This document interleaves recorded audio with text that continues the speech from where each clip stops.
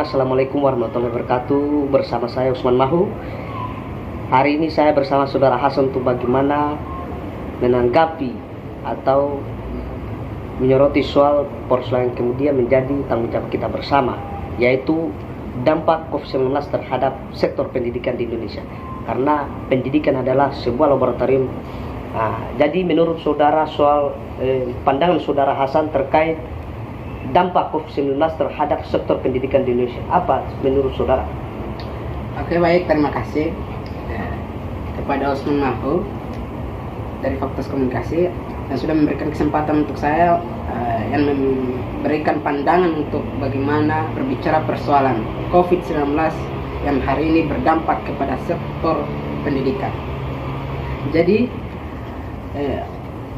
hal yang negatif terhadap dampak negatif kepada COVID-19 ini, pelajar dan mahasiswa hanya mengambil 30% dari dosen maupun guru. Kenapa saya bilang 30%? Karena tidak ada praktek pembelajaran, hanya teori-teori yang didapatkan oleh seorang guru atau mahasiswa atau dosen tersebut. Tidak ada praktek, tidak ada yang tidak ada COVID-19, proses pembelajarannya tetap muka dengan seorang guru maupun seorang dosen. Hari ini berubah. Hari ini hanya perkuliahan atau pembelajaran secara daring, maka hanya berteori. Maka siswa dan mahasiswa itu hanya mengambil 30% dari seorang guru dan dosen tersebut. Jadi begitu.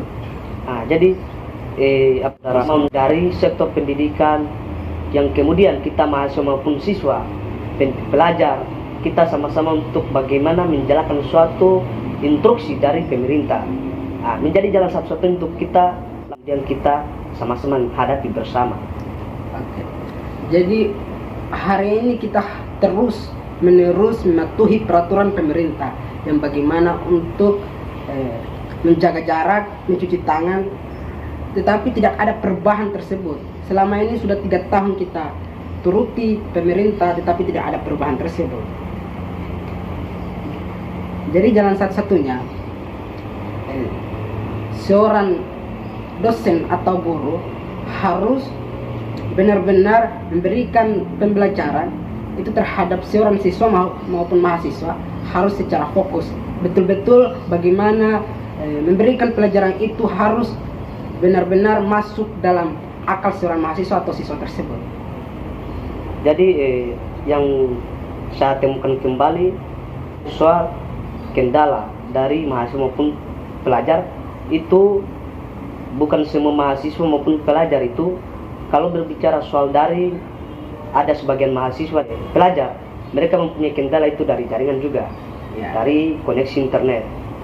Karena ini menjadi suatu pertanyaan juga, mahasiswa kita sama-sama menghadapi COVID-19. Kemudian disoroti kembali soal persoalan COVID-19, masyarakat Indonesia ditekan kemudian untuk menghadapi atau menjaga protokol kesehatan, menjaga atau mematuhi peraturan-peraturan perundang-undangan yang kemudian dikucurkan oleh pemerintah. Tetapi pemerintah pun tidak mampu untuk bagaimana mengatasi suatu COVID-19 ini. Kemudian diterapkan oleh pemerintah, ditekan masyarakat Indonesia ditekan kembali untuk mematuhi peraturan perundang-undangan yang kemudian dikucurkan oleh pemerintah itu sendiri. Oke, jadi pandangan saya terhadap COVID-19 ini, pada saat ini COVID-19 ini menjadi lahan bisnis untuk pemerintah.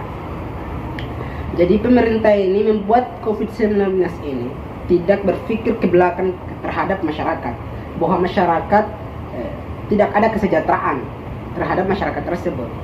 Karena COVID yang sudah melambat kepada masyarakat sudah susah, tetapi pemerintah bersenang-senang tidak mengurus COVID-19 ini, tetapi malah memperkaya diri sendiri terhadap COVID-19 tersebut. Untuk persoalan jaringan di desa maupun di kota itu berbeda. Jaringan di desa itu tidak sama di jaringan yang di luar kota. Maka tidak mungkin anak-anak desa itu melakukan perkuliahan secara daring karena tidak ada jaringan. Tetapi peraturan pemerintah, seluruh pendidikan harus diwajibkan kuliah atau belajar secara daring tersebut.